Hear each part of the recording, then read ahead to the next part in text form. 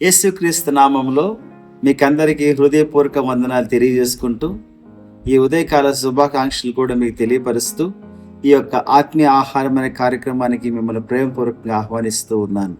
మీరందరూ బాగున్నారా? ఈరోజు నిజంగా ఆనందంగా అనిపిస్తూ ఉన్నదా? మీకు ఆనందం ఎప్పుడు అనిపిస్తుందో చెప్పమంటారా?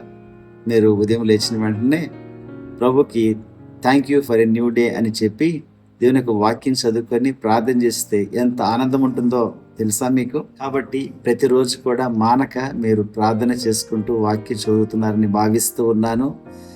మరొకసారి మీకు హెచ్చరిక చేస్తున్నాను, ఈ కార్యక్రమాన్ని ఇదే నా ప్రార్థన, ఇదే నా యొక్క వాక్య పఠనం అనుకోకండి. దయచేసి మోకాళ్ళుండి బైబిల్ చదవండి. దయచేసి ఇది జస్ట్ ఒక సప్లిమెంట్ లాగా, ఒక ప్రోత్సాహకరమైన మాటలాగా భావించండి. కానీ ప్రభుత్వ నుంచి డైరెక్ట్గా మీరే తెచ్చుకోవాల్సింది నేను మనవి చేస్తూ ఉన్నాను. ప్రతిరోజు కూడా ఇలాగా మీరు వాక్యము చదివి ప్రార్థనలు గడపాలని నేను కోరుకుంటూ ఉన్నాను. ఒక విషయం మిమ్మల్ని అడుగుతాను, మీరు ఆన్సర్ చెప్తారా? దేవుడు ఒకవేళ ఫర్గివ్నెస్ లేకపోతే మిమ్మల్ని క్షమించకపోతే మీరేమవుతారో ఒకసారి ఆలోచన చేయండి. ఆయన క్షమించేటువంటి దేవుడు, క్షమించడానికి సిద్ధ మనసు ఉండేటువంటి దేవుడు. కాబట్టి మనల్ని కూడా ఏమని కోరుకుంటున్నాడో తెలుసా? మనము కూడా ఇతరులని మనము క్షమించేటువంటి వారంగా ఉండాలని ఆయన కోరుకుంటూ ఉన్నాడు.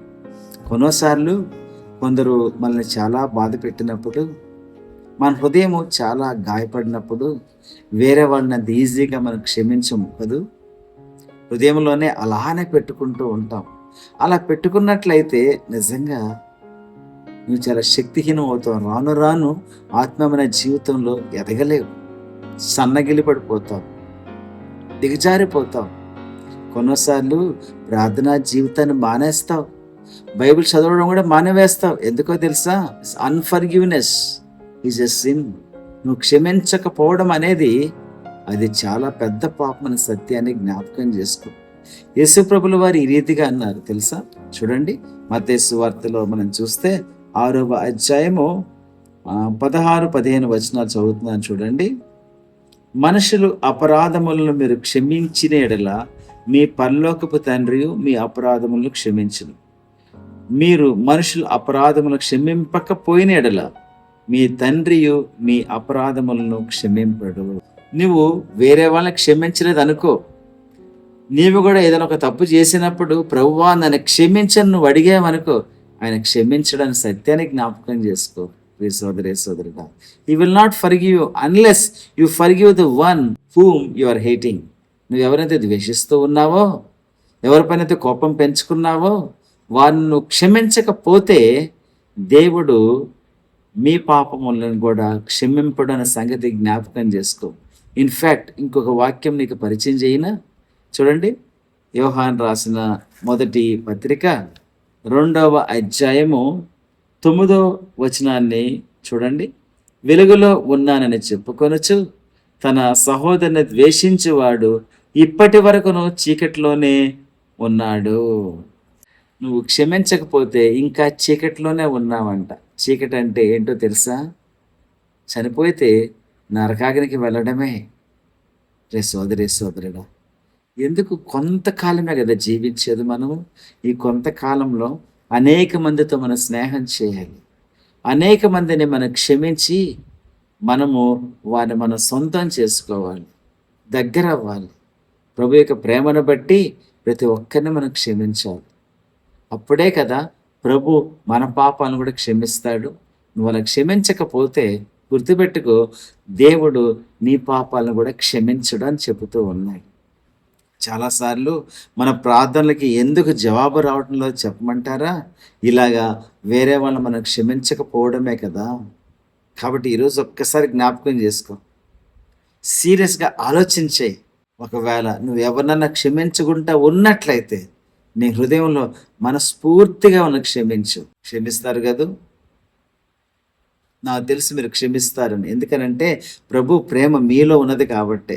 ప్రభు యొక్క ప్రేమ ఎంత గొప్పదనంటే చూడండి, తను హింసించేటువంటి వారిని, అవమానకరంగా తన గురించి మాట్లాడేటువంటి వారిని దేవుడు ఉద్దేశించి ఏమని ప్రార్థన చేశాడో మనకు అందరికీ తెలిసిన విషయమే కదా.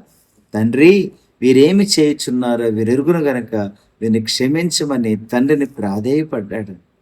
అని చెప్పడమే కాదు సుమా, అని చేసి కూడా చూపించాడు. ఈనాడు పాస్టర్స్, అలాగే ప్రసంగికులు, సువార్థికులు ఇలాంటి మాటలు చెబుతూనే ఉన్నారు, కానీ హృదయంలో మాత్రము గట్టిగా ఒకరిపైన ద్వేషభావం పెంచేసుకుంటూ ఉన్నారు. ఇలాగైతే ఏ రీతిగా మన ఆత్మీయమైన జీవితాన్ని కొనసాగించుకోగలం ఒకసారి ఆలోచన చేయండి. కాబట్టి ఈ రోజుతో అవన్నీ కూడా విడిచిపెట్టి మనస్ఫూర్తిగా మనకు ఎవరైతే గాయపరిచారో వారిని మనస్ఫూర్తిగా క్షమిద్దాం. సరేనా? ప్రార్థన చేసుకుందాం. ప్రేమగల మా దేవ, కృపగల మా రక్షక, మీకు వందనాలు, స్తోత్రాలు చెల్లించుకుంటూ ఉన్నాం. క్షమించడానికి ఎప్పుడు కూడా సిద్ధ మనసు కలిగి ఉంటూ ఉన్నాం.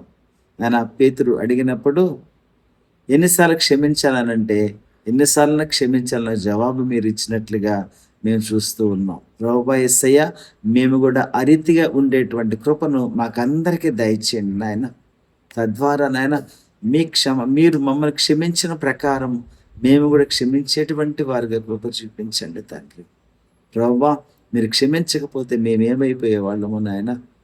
నిత్య నరకాగ్నికి వారసులమయ్యేటువంటి వారము నాయన. సమృద్ధి లేనటువంటి జీవితాన్ని జీవించేటువంటి వారు అయితే ప్రభువా, మీరు మమ్మల్ని ఎల్లప్పుడూ క్షమిస్తున్నాయన. మా జీవితాన్ని సరిచేస్తూ మమ్మల్ని క్షమిస్తూ లేవనెత్తు నిలబెడుతున్నందుకు మీకు వందనాలు, స్తోత్రాలు చెల్లించుకుంటూ మరొకసారి నాయన మా శ్రోతలందరికీ కూడా ఇది ఆశీర్వాదాలతో వారు నింపవలసిందే వేడుకుంటూ యేసుక్రీస్తు దివ్యమైన నామంలో అడిగి వేడుచూ ఉన్నాము తండ్రి. ఆమేన్. ప్రియ సోదరి సోదరుడా, ఈ ఉదయకాలము నిజంగా నువ్వు చాలా చక్కగా ఉండాలని, ఈ రోజంతా కూడా సంతోషిస్తూ ప్రభువును నువ్వు గణపరచాలని నేను భావిస్తూ ఉన్నాను. మీరు నిజంగా ఈ యొక్క కార్యక్రమం వల్ల మీరు బలపరచబడినట్లయితే ఇతరులకు కూడా షేర్ చేయవలసిందిగా మనవి చేసుకుంటున్నాను. Thank you. God bless you all.